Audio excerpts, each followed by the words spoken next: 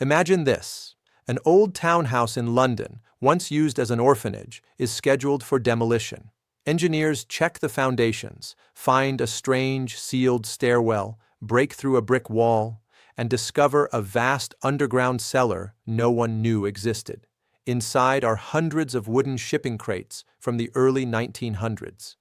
When they open the boxes, they don't find furniture or documents. They find bodies, shriveled dragons, tiny winged humanoids that look like fairies, infant werewolves, deformed skulls with fangs, artifacts from unknown civilizations, a collection that seems to say every monster you thought was a myth was real, and someone kept the evidence in boxes under a house. That's the legend of Merrylin's Boxes. According to the story on the Merrylin Cryptid Museum website, these crates belong to an eccentric aristocrat and crypto-naturalist named Thomas Theodore Merrylin, born in the late 1700s. He supposedly spent his life traveling the world, collecting the bodies of unclassified creatures, lycanthropes, fae, vampiric beings, and preserving them in his personal archive. Merrylin, the legend says, barely seemed to age. Even in his 80s, he looked like a man in his 40s, which sparked rumors that he was using dark arts to prolong his life. He's said to have displayed part of his collection in America in 1899, only to be shut down as blasphemous. Eventually, in 1942, he donates his London townhouse to an orphanage. Under one condition, the basement must never be opened. Decades later, the orphanage closes, the promise is forgotten, and the crates wait in the dark. It sounds like the beginning of a real-life horror movie. But here's the twist. Thomas Merrylin never existed in the historical record. The museum has no physical building today. And the specimens, the dragons, fairies, and vampires, are works of art, not zoology. The Merrylin Cryptid Collection is a fictional universe created by London artist Alex C.F. He sculpted the creatures, built the props, wrote the diaries, and constructed the entire backstory as an immersive piece of modern folklore. His own site openly credits him as the creator and states that the collection and its characters are his intellectual property.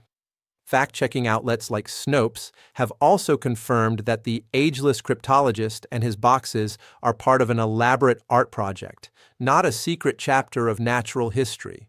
The skeletons and jars you see online are sculptures, not evidence of hidden species. So what makes Merrylin's boxes so powerful? First, the aesthetic. Dusty crates, wax-sealed labels, Latin names, Victorian handwriting, glass jars filled with unclassified horrors. It taps directly into our love of forbidden archives and lost museums. Second, the story. An immortal collector, a sealed cellar, a discovery under modern London. It feels just believable enough to live in that gray zone between myth and maybe. Third, the timing. The internet loves creepy found footage and mysterious museums. Merrylin's boxes spread through social media, YouTube, and blogs as people shared the photos with captions like, "Science can't explain this." But instead of being proof that science is hiding monsters, the boxes are actually proof of something else. How good storytelling, world-building, and physical sculpture can create a new myth that people want to believe. That's why projects like the Merrylin Museum connect so well with books that also live between myth and science, like the Obscurum Chronicles, Secrets of the Hidden Creatures, Unveiling the Lost Beings Between Myth and Science, a bilingual series that explores the idea of hidden beings and forgotten creatures in a narrative, almost documentary style. Not claiming real evidence, but playing in that same twilight zone where folklore, cryptids, and imagination overlap. If you're fascinated by fictional museums, fake artifacts, and stories that feel like they could be real, Merrylin's boxes are a perfect example of modern myth-making.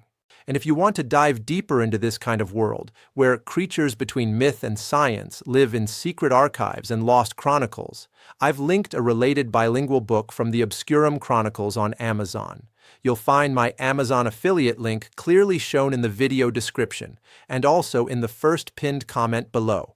If you decide to get it through that link, I may earn a small commission at no extra cost to you, which helps me keep making videos like this. Tell me in the comments, if you found a sealed cellar full of crates like this under your city, would you open them?